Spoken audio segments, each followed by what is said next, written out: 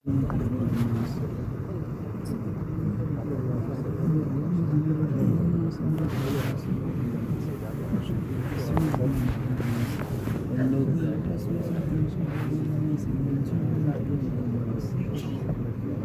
علیکم ورحمۃ اللہ وبرکاتہ۔ تشریف لے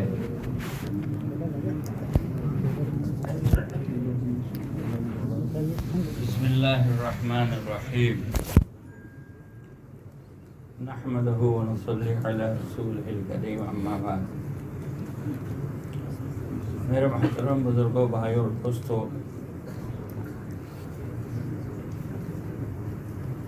1400 سال کی اسلامی تاریخ میں ہر زمانے میں محنتوں کا وجود ہوتا رہا ہے اور محنتیں ختم بھی ہوتی رہی ہیں۔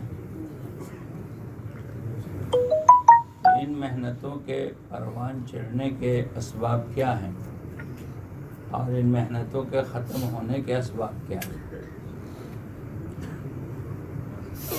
کہ مخلصین کی قربانی سے محنتیں پروان چڑھتی ہیں، مخلصین کی قربانی سے محنتیں پروان چڑھتی ہیں،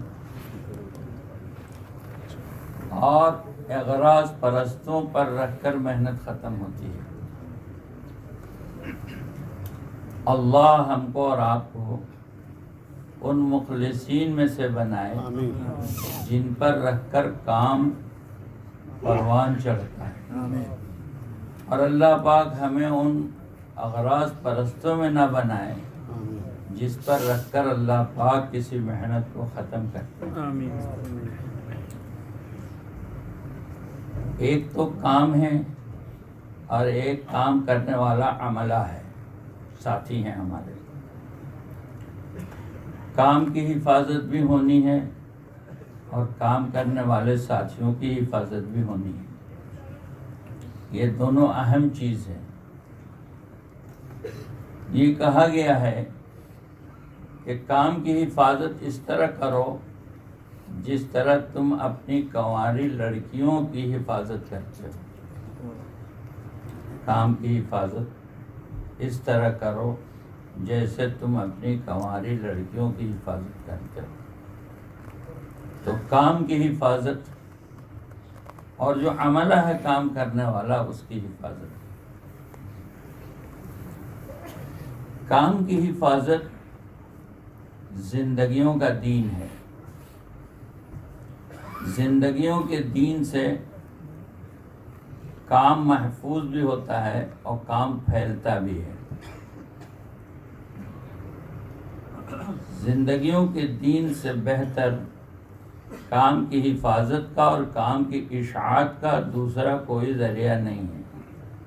سب سے بہترین ذریعہ کام کی حفاظت اور کام کی اشاعت کا زندگیوں کا دین ہے۔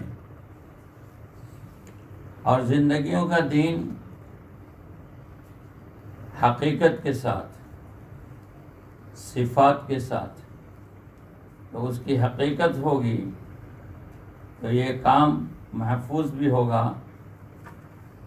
اور یہ پھیلے گا بھی۔ دین محفوظ بھی ہوگا اور دین پھیلے گا۔ صحابہ کی زندگیوں میں دین تھا حقیقت کے ساتھ، اور اس کو لے کے چلتے پھرتے تھے، تو اس کے لے کے چلنے پھرنے سے اس کی حفاظت بھی ہوتی تھی اور اس کی اشاعت بھی ہوتی تھی۔ زندگیوں کا دین، اس سے حفاظت بھی ہے اور اس سے اشاعت بھی ہے۔ حضرت مولانا انعام الحسن صاحب رحمۃ اللہ علیہ فرماتے تھے کہ مسلمان اپنی زندگیوں میں دین لے کر دنیا میں چلنا پھرنا شروع کر دے تو دین زندہ ہو جائے گا۔ تو زندگیوں کے دین سے کام کی حفاظت بھی ہے، دین کی حفاظت بھی ہے، اور اس کا پھیلاؤ بھی ہے اور اس کی اشاعت بھی ہے۔ اللہ پاک جس سے جتنا کام لے رہے ہوں وہ اتنا ہی جھکتا چلا جائے۔ کہ درخت کے جس ٹہنی پر زیادہ پھل ہوتا ہے وہ اس ٹہنی سے زیادہ جھکی ہوئی ہوتی ہے جس میں کم پھل ہوتا ہے. ایک ٹہنی میں 10 پھل ہے، ایک ٹہنی میں 2 پھل ہے، تو 10 والا جھکا رہے گا. تو اللہ جس سے جتنا کام لیتا چلا جائے وہ اتنا جھکتا چلا جائے. اس میں کام کی حفاظت ہے اور اپنے ذات کی بھی حفاظت ہے کہ اللہ جتنا کام لے اتنا جھکاؤ پیدا ہو جائے، آدمی اتنا جھکتا چلا جائے. احساس نایافت ایک خوبی ہے کام کرنے والوں کی، مومن کی خوبی ہے احساس نایافت. یعنی میں کچھ نہیں کر سکا، میں کچھ نہیں کر سکا. تو اللہ جس سے جتنا کام لیتا چلا جائے وہ اتنا اپنی نفی کرتا چلا جائے کہ مجھ سے کچھ نہیں ہوا، مجھ سے کچھ نہیں ہوا، مجھ سے کچھ نہیں ہوا. احساس نایافت. حضرت شیخ معاذ گریہ صاحب رحمۃ اللہ علیہ نے حضرت جی معین امن صاحب رحمۃ اللہ علیہ سے پوچھا کہ مولانا تم امیر ہو گئے تو کیا فرق پڑا؟ تو حضرت جی نے یہ فرمایا کہ مولوی یوسف کے زمانے میں میری رائے ہوتی تھی، اب تو میری کوئی رائے بھی نہیں ہے، ساتھی جو کہتے ہیں وہ کر لیتا ہوں.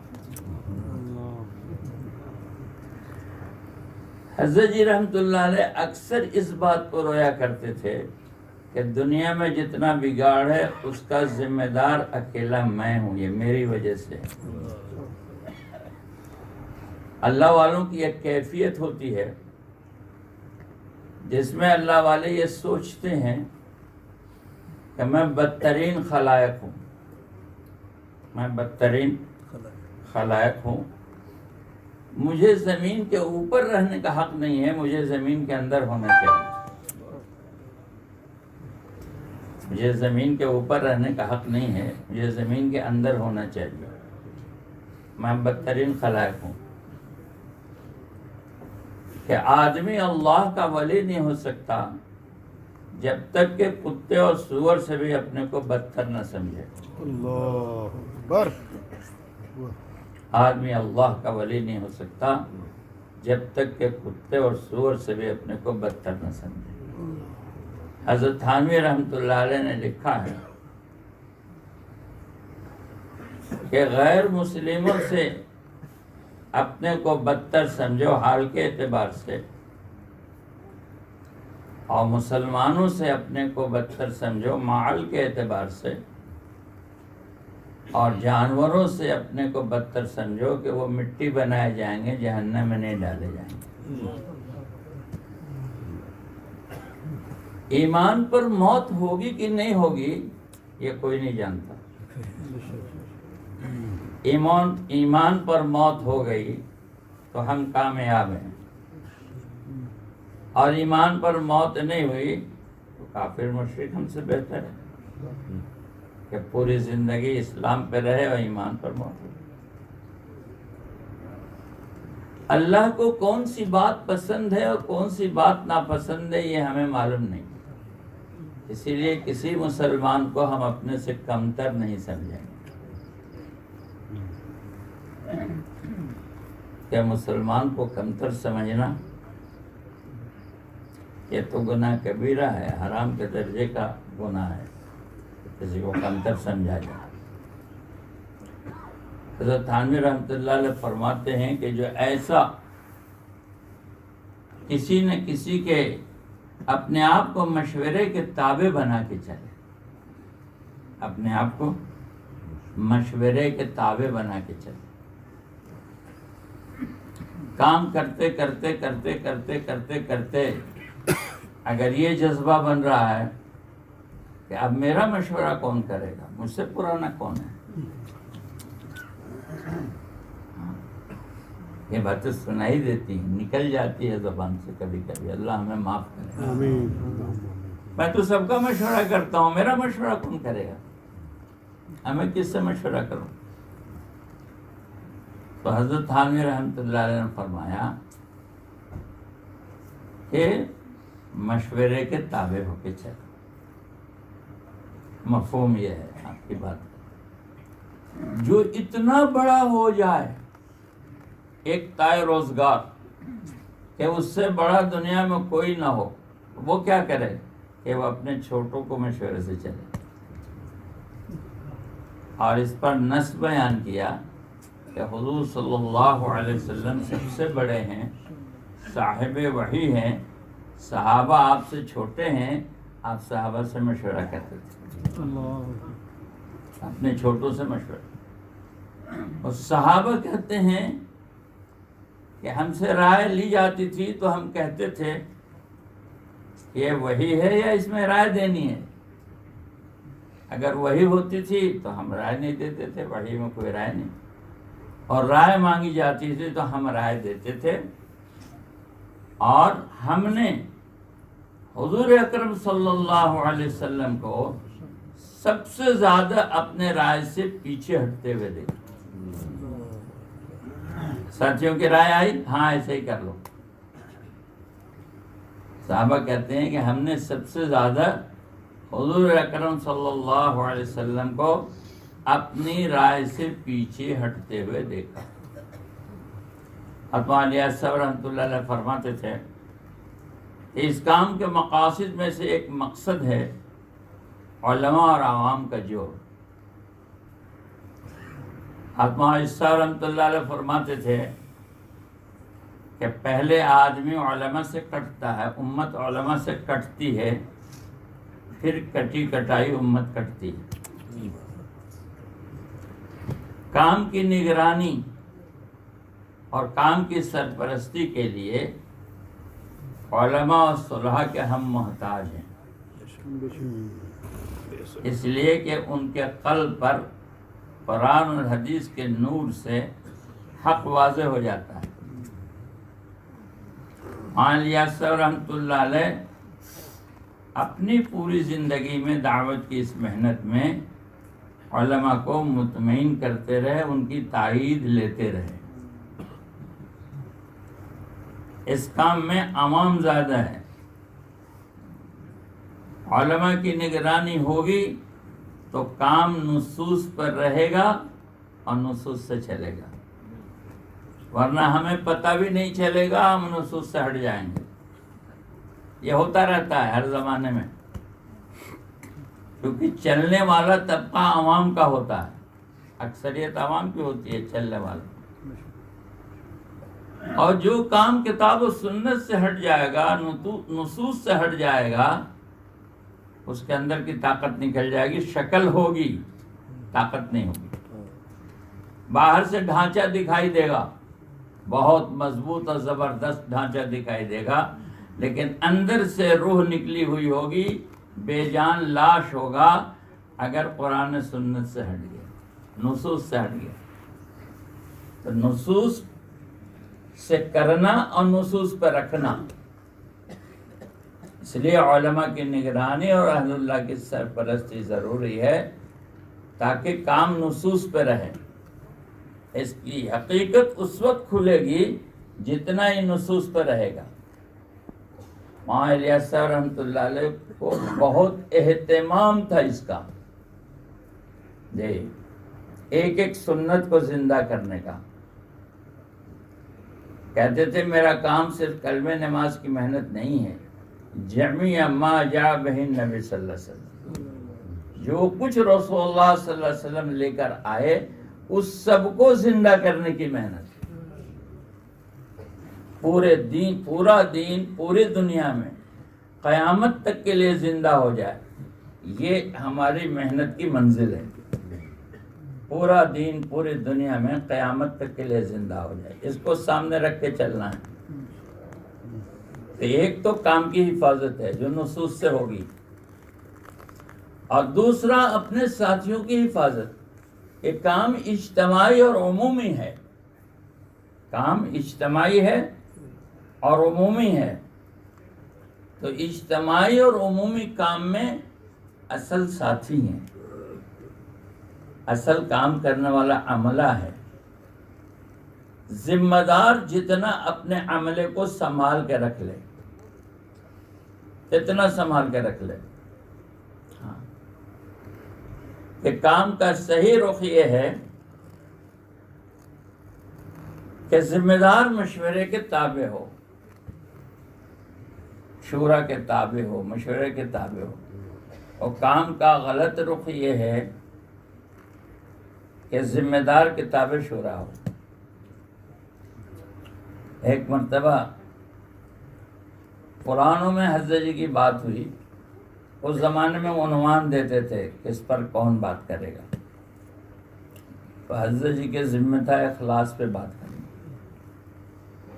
حاجی تشریف لے آئے تو آپ کی آواز نہیں نکلی، پہلے تو رونا شروع کیا، روتے رہے روتے رہے روتے رہے، پھر یہ فرمایا کہ کل قیامت میں ذمہ دار کا ہاتھ پیٹھ کے پیچھے بندھا ہوا ہوگا،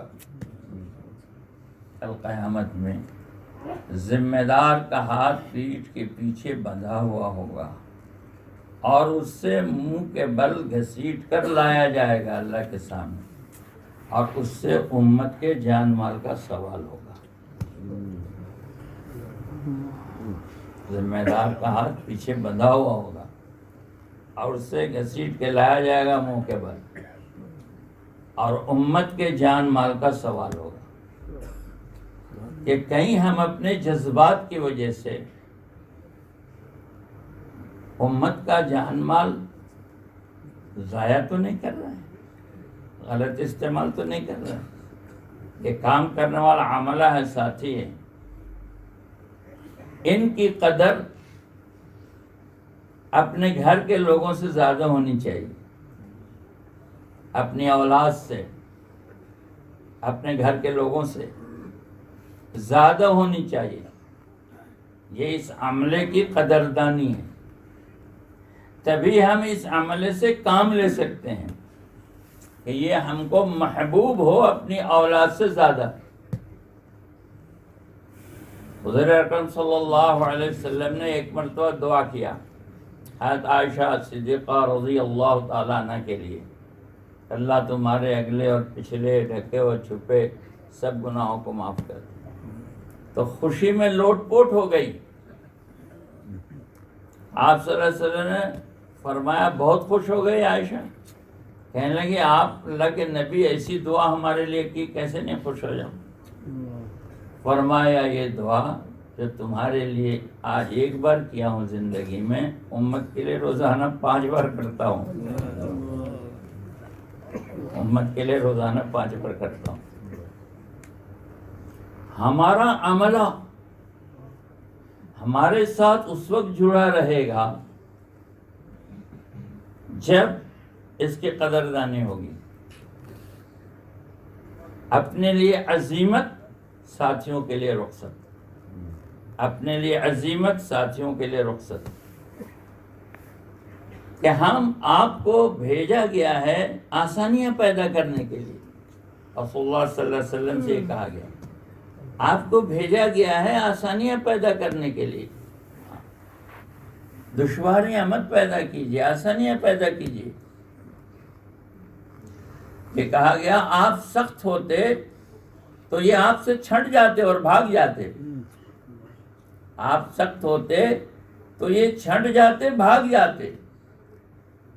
کام کبھی زیادہ بھی ہوگا، کبھی کم بھی ہوگا، ساتھی ایک رفتار سے ہمیشہ نہیں چلیں گے، ان کی رفتار میں کمی زیادتی ہوگی، تو ان کو محبت پیار سے ان کی ہمت افزائی کی جائے گی، ان کو سراہا جائے گا، ان کو آگے بڑھایا جائے گا، ان پر تان تشنی نہیں کی جائے گی، ہاں ان کو سراہا جائے گا، آگے بڑھایا جائے گا۔ کوئی بات مزاج کے خلاف ہوئی تو ہمارا چہرہ لال ہو گیا، گال پھول کے گلگلہ ہو گیا، چہرہ لال نہیں ہونا ہے، آپ کو نرم بنایا، آپ نرم نہیں ہوتے تو یہ بھاگ جاتے، اس میں نرمی ہے۔ اپنے ساتھیوں کی قدردانی ہے، ان کی ہمت افزائی ہے۔ مولانا الیاس صاحب رحمۃ اللہ علیہ تو غلط کر کے بھی آتا تو تھوڑی دیر کے لیے اس کی ہمت افزائی کرتے، واہ واہ واہ واہ واہ واہ، بہت اچھا ہوا، بعد میں پھر سمجھا دیتے ایسے کرتے تو اور اچھا ہوتا۔ ایک آدمی، ایک نوجوان 16-17 سال کی عمر تھی، نظام الدین میں آیا جایا کرتے تھے وہ۔ مولانا الیاس صاحب رحمۃ اللہ علیہ نے ان کو دیکھا کہ یہ نوجوان بار بار آتا جاتا ہے، تو شفقت سے ان کے چہرے پہ ہاتھ رکھ دیا، بیٹے داڑھی نہیں رکھتے؟ تو نوجوان آنا جانا بند کر دیا۔ مولانا الیاس صاحب رحمۃ اللہ علیہ کو افسوس ہوا، تاسف ہوا۔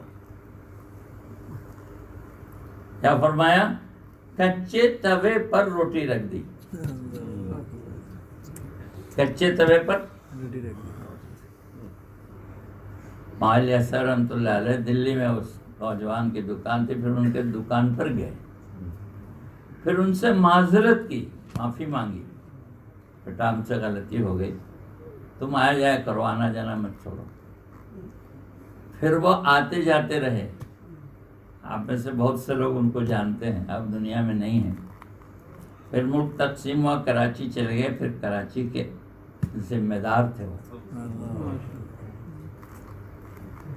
تو مولانا الیاس صاحب رحمۃ اللہ علیہ اس نرمی اور محبت اور پیار سے لے کے اپنے عملے کو چلے، عملے کو اس طرح چلانا۔ اگر کسی کو قربانی کے ساتھ 4 مہینے میں بھیج دیتے تھے مولانا الیاس صاحب رحمۃ اللہ علیہ یا الیاس صاحب یا وہاں کے لوگ، تو پھر بڑی رقت آمیز دعائیں کرتے تھے، یا اللہ ہم نے بھیج تو دیا ہے جی، ہم تو گھر پہ ہیں اور اپنے بیوی بچوں میں ہیں، اور ہم نے ان لوگوں کو بے سر و سامانی میں بھیج دیا۔ ہاں، والدہ کہتی تھی کہ یوسف کیا جواب دے گا اللہ کو، اس طرح سے لوگوں کو بھیج دیا۔ تو جس کو ہم بھیجتے ہیں قربانی کے ساتھ ٹھیک ہے، لیکن اس کے بعد مجھے غم کتنا ہے اس کا، میرے آنکھوں میں آنسو کتنے ہیں، تفقد احوال کتنا ہے۔ جہاں بھیجنا صحیح ہے وہاں اس کے لیے رونا بھی صحیح ہے۔ ذمہ دار کا کام صرف بھیج دینا نہیں ہے کہ بھیج دیا چلو میری چھٹی، نہیں، اس کا تفقد احوال کرنا، اس کے لیے رونا، غم کھانا۔ حضور اکرم صلی اللہ علیہ وسلم ایک سفر سے واپس آ رہے تھے، ایک بچہ آپ کے دائیں بائیں ہو رہا تھا، آپ کے پیروں میں لپٹ رہا تھا، میرے ابا کہاں ہیں، میرے ابا کہاں ہیں، میرے ابا کہاں ہیں۔ ان کے ابا شہید ہو گئے تھے۔ رسول اللہ صلی اللہ علیہ وسلم کچھ کہہ نہیں پا رہے تھے، کیا کہیں۔ پھر آقا صلی اللہ علیہ وسلم نے اس بچے سے کہا، کیا تم یہ نہیں چاہتے کہ میں تمہارا باپ رہوں اور عائشہ تمہاری ماں رہے؟ کیا تم نہیں چاہتے کہ میں تمہارا باپ رہوں، عائشہ تمہاری ماں رہے؟ ہم اگر ساتھیوں کو بھیج رہے ہیں تو پھر ہمارے آنسو بہتے ہوں کہ کس حال میں بھیجا ہے، کیا حال ہے اس کے گھر کا، اور اس کا کیا حال ہے۔ حضرت جعفر رضی اللہ تعالیٰ عنہ کو حضور صلی اللہ علیہ وسلم نے بھیج دیا سفر میں، تو آپ برابر ان کے گھر پر جاتے، ان کے بچے آ کے آپ سے لپٹ جاتے، چھوٹے چھوٹے تھے، عبداللہ اور بچے، پوچھتے ابا جی کب آئیں گے، آپ کہتے آ جائیں گے انشاءاللہ۔ برابر جاتے تھے، پوچھتے تھے، برابر جاتے تھے، پوچھتے تھے۔ ایک دن بچے آئے، حضور صلی اللہ علیہ وسلم پہنچے تو آپ جواب نہیں دے سکے، آپ رونے لگے۔ حضرت جعفر شہید ہو گئے تھے۔ ان کی والدہ دروازے کے اوٹ سے دیکھ رہی تھی بچوں کی، وہ سمجھ گئی کوئی حادثہ ہو گیا، ایک چیخ ماری اور بے ہوش ہو گئی، ایک چیخ ماری بے ہوش۔ حضرت عبداللہ ابن جعفر رضی اللہ تعالیٰ عنہ کہتے ہیں کہ اس کے بعد سے کبھی ایسا نہیں ہوا کہ ہم حضور کے پاس پہنچے ہیں اور حضرات حسنین وہاں موجود ہیں حضور نے پہلے مجھے گود میں لیا، بعد میں ان کو گود میں لیا۔ یہ شفقت، یہ محبت، یہ پیار اپنے عملے کو کام پہ باقی رکھنے کے لیے، اپنے عملے کو سنبھالنے کے لیے کہ ہمارا عملہ کس طرح سنبھلا رہے گا، کس طرح کام کرے گا، یہ عملہ کس طرح باقی رہے گا۔ نہیں تو گزرگاہ بن جائے گی تبلیغ۔ آدمی 4 مہینے لگا کے آئے گا، چلا جائے گا، چلہ لگا کے آئے گا، چلا جائے گا، 3 دن لگا کے آئے گا، چلا جائے گا۔ تو یہ ذمہ دار عملہ ہے، اس کے اندر کشش ہونی چاہیے، کھچاؤ، جاذبیت، صفات کی وجہ سے ایسا اندرون بنا ہوا ہو خوبی اور کمالات سے کہ جاذبیت ہو اور کھچاؤ ہو، کہ جو عملہ آوے بن کے وقت لگا کے وہ چپک جائے، وہ الگ نہیں، وہ چپک جائے، جو آوے وہ چپک جائے، جو آوے وہ چپک جائے، تو ہمارا عملہ بڑھتا رہے گا، بڑھتا رہے گا۔ اس کی قدردانی، اس عملے کی قدردانی، جتنا ہم قدردانی اپنے عملے کی کرتے چلے جائیں گے اتنا ہمارا عملہ ترقی کرے گا۔ تو جہاں کام نہیں ہے وہاں تو کام اٹھایا جائے گا، کام کیا جائے گا، اور جہاں کام ہے وہاں ساتھی بھی ہیں، تو وہاں کام کی بھی حفاظت ہے، ساتھی کی بھی حفاظت ہے۔ یہ نہیں کہ ایک آدمی نہیں ہے تو کیا ہوا، اکیلی ماچس کی تیلی پوری دنیا کو جلا سکتی ہے۔ ہمارا ایک آدمی بھی ہے تو قیمتی ہے، ایک آدمی بھی ہے تو قیمتی ہے۔ ایک آدمی نے بیعت نہیں کیا تھا حضرت ابوبکر صدیق رضی اللہ تعالیٰ عنہ سے تو روز ان کے یہاں جاتے تھے۔ وہ کہنے لگے کہ آپ روز کیوں آتے ہیں؟ اس لیے کہ ہم بیعت ہو جائیں؟ کہ نہیں، میں اس لیے نہیں آتا، میں تو اس لیے آتا ہوں کہ جہاں سب مسلمان ہیں وہاں آپ بھی ہو جائیں۔ یہاں پہ اکیلے میں نہیں، تنہائی میں نہیں، مسجد میں سب جمع ہوں گے، وہاں میں آ کے بیعت کروں گا۔ اس ایک آدمی کو بھی چھوڑا نہیں، ان سے بات کرتے رہے، ان کے پاس جاتے رہے، حاضری دیتے رہے۔ ایک ایک ساتھی ہمارا قیمتی ہے، ایک ایک ساتھی، اس کی منت، سماجت، خوشامد، محبت، پیار، یہی چیز اس کو باقی رکھے گی اور یہی چیز اس کو چلائے گی۔ اس کے لیے اندرون کے بننے کی ضرورت ہے، صفات کی ضرورت ہے، اور ان صفات میں سے بڑی صفت یہ ہے اپنے حق سے دستبردار ہونا۔ ہاں، مخلصین میں بھی اختلاف ہوتا ہے، حالانکہ مخلص ہے سبھی، پورا مخلصین کا مجمع ہے، مخلصین میں اختلاف ہو گیا، کیا کریں گے؟ کیسے سنبھالیں گے مجمع کو؟ اسوہ پر وہ آدمی ہے جو اپنے حق سے پیچھے ہٹ جائے،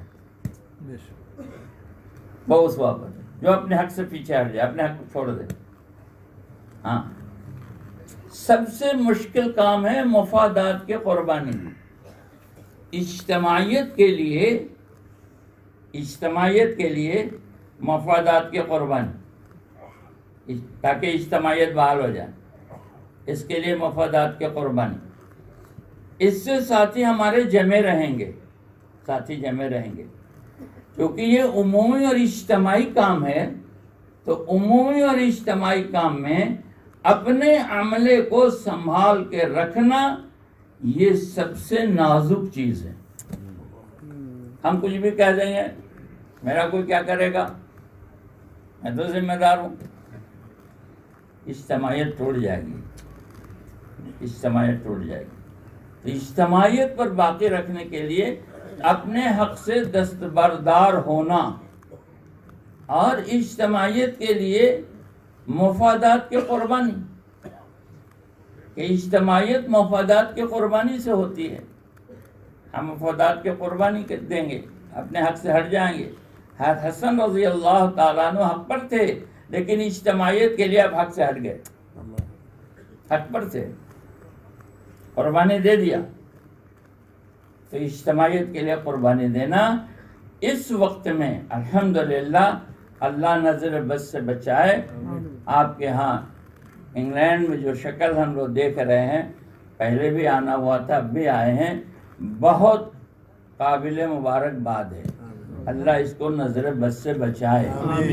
اس میں جو اس وقت جو ضروری چیز ہے وہ یہی ہے، ذمہ داروں کا رونا دھونا، اللہ سے تعلق قائم رکھنا، ڈرتے رہنا اور اپنے مفادات کے قربانی دیتے رہنا، اور اپنے ساتھیوں کو اپنے گھر کے لوگوں سے زیادہ عزیز رکھنا، اپنے بیٹوں سے، اپنے گھر کے لوگوں سے، کہ یہ زیادہ میرے نزدیک قابل احترام ہیں، ان کا حق زیادہ ہے میرے گھر کے لوگوں سے، جیسے حضور صلی اللہ علیہ وسلم نے کیا۔ تو یہ عملہ بچا رہے گا، یہ عملہ بڑھتا رہے گا۔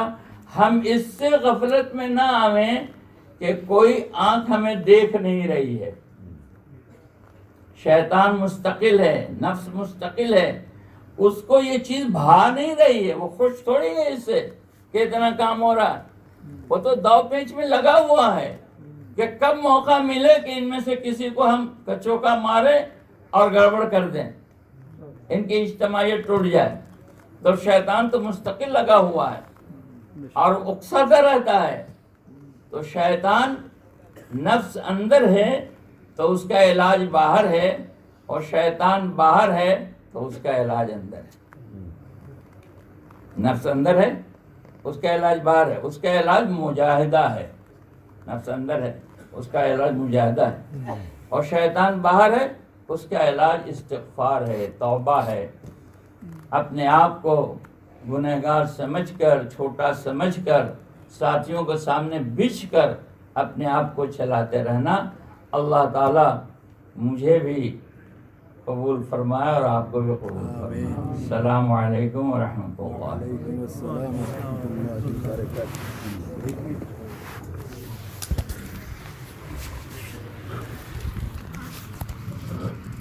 ماسا جی تشریف رکھیں، ماشاء اللہ، الحمدللہ۔